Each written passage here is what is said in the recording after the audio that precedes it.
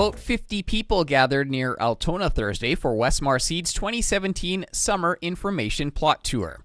The company gave an update on brand new varieties regarding the Extend Soybean and Enlist Corn programs. The tour featured soybean and corn varieties from Thunder, Legend, ProSeed, and ProGrain. There were also presentations on various seed treatments, inoculant, and fertilizer enhancement trials. Owner Wes Martin says iron deficiency chlorosis in soybeans was a big concern this year.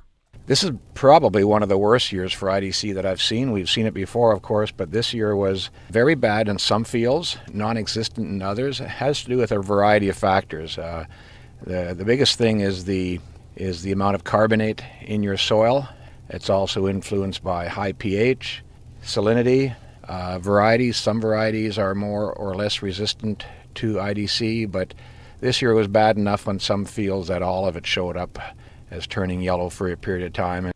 Martin's notes one obvious thing they noticed was that fields that were treated with soy green kept the crop green. Another issue that growers faced this year was soybean aphids. One thing we are noticing is that fields that were treated with Cruiser Max Vibrance, which in my case is nearly all the customers, the populations are considerably lower than the guys that did not treat with Cruiser. So big difference there. It does give you residual control, systemic throughout the plant, but very variable. Very little in some fields.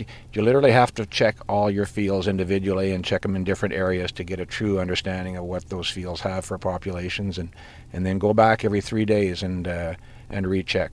Martins added the majority of the crops in the area are looking good despite the shortage of rain this summer. He notes moisture will be necessary in the coming days and weeks for the soybeans and corn to reach their full potential. For the Manitoba Farm Journal, I'm Corey Canute.